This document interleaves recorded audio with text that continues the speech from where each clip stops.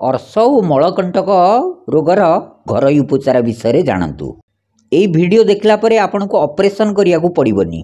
नमस्कार आज्ञा, जड़ीबूटी ज्ञान चैनल रे आज एक नुआ वीडियो रे आपन को स्वागत।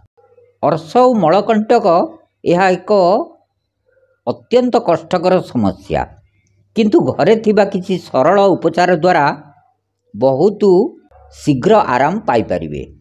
आसंतु आज देखिबा केमिति घरोई उपचार रे अर्श और मलकंटक नियंत्रण करि पारि। अर्श काहीकि हुए एटा प्रथम जानि नबा बहुत आवश्यक। यार मूल कारण हैला झाड़ा सफा नहेले एवं कोष्ठकाठिन्य समस्या जोगु यही अर्श रोग सृष्टि हुए।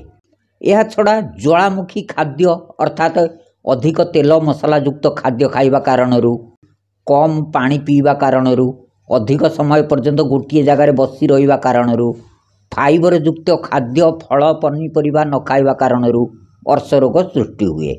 एथिरे मलद्वार शिरा फुली जाए एवं छुंची मारला परी भीषण जंत्रणा होइताए एवं मलद्वार भितरे एवं बाहरे कुंडेई हुए। कठिन मल त्याग करिबा समय मलद्वार चर्म फाटी जिबा समस्या को मलकंटक कुआ जाए बा फीसर कुआ जाए। एथिरे ज्वाला रक्तस्राव एवं अत्यंत कष्ट हुए।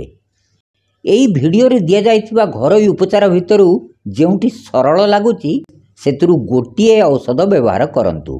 सर्वप्रथमे झाड़ा सफा हेबा पई उपाय करंतु। झाड़ा सफा हेबा मात्रे अर्शर प्रकोप शांत होई जाए। अर्श पई कंचा ठंडा गाई क्षीर गोटे कप नियंतु। सेतिरे अधा लेंबू चुपुड़ी करी तुरंत पी जातु। यही काम 3 दिन सकाळु खाली पेटरे याकू पियंतु। अर्श संपूर्ण ठीक हो जाए। द्वितीय उपाय है नड़िया कता को जलाई करी तार भस्म 1 छोट चामच दही रे मिसाई पीले अर्श शीघ्र दूर हुए। तृतीय उपाय है मलकंटक पाई। जदि झाड़ा फेरिबा समय रे रक्त बाहरु थाए तेबे गोटे पाचिला कदली चिरी करी ता भितरे मुगदाना परी भीमसेनी कपूरु रखी करी सकाळ खाली पेटरे याकू खाई नियंतु। यह कले रक्त पड़िबा समस्या रु शीघ्र आराम मिल जिवो। शीघ्र कष्टरु आराम पाइया पई गोटे अध टप गरम पानी रे अध चामच फिटिकिरी गुंड मिसेई सेही पानी रे 15 मिनिट बसंतु। यही काम दिन रे 2 थर करिले मलद्वार भितरे हेतिबा फुला दरज एवं जंत्रणा शीघ्र कम हो जिवो। यही मलकंटकर चर्म फटा आघात मध्य शीघ्र सुकी जिवो।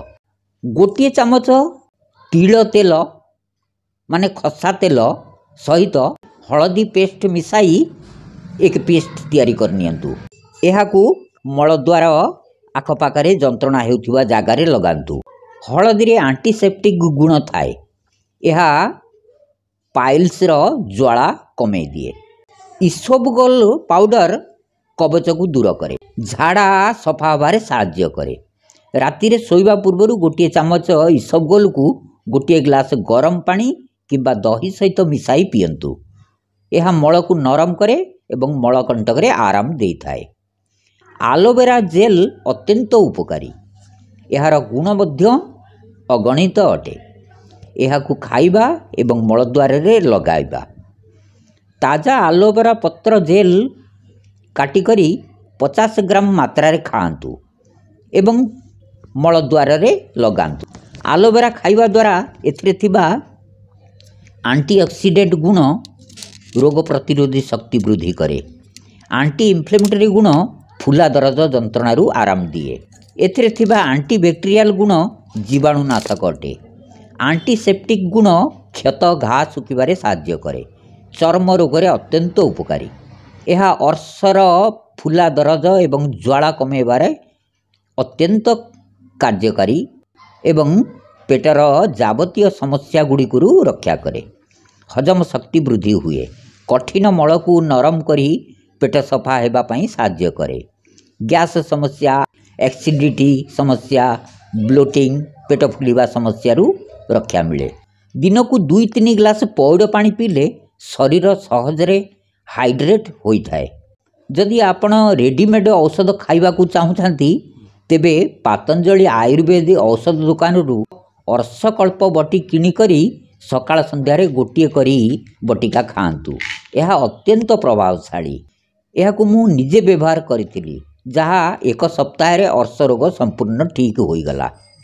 किछि फाइबर युक्त फल पनीपरिबा खाइबा द्वारा डाइजेस्टिव सिस्टम मजबूत हुए एवं कोष्ठकाठिन्य समस्या दूर हुए।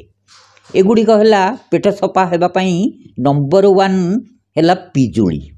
यह छड़ा सेऊ, अमृतभंडा, कदली, मूला, सारू, ओलुओ, सजना शाग, सजना छुई इत्यादि प्रतिदिन 100-200 ग्राम कंचा सालाड खाँ।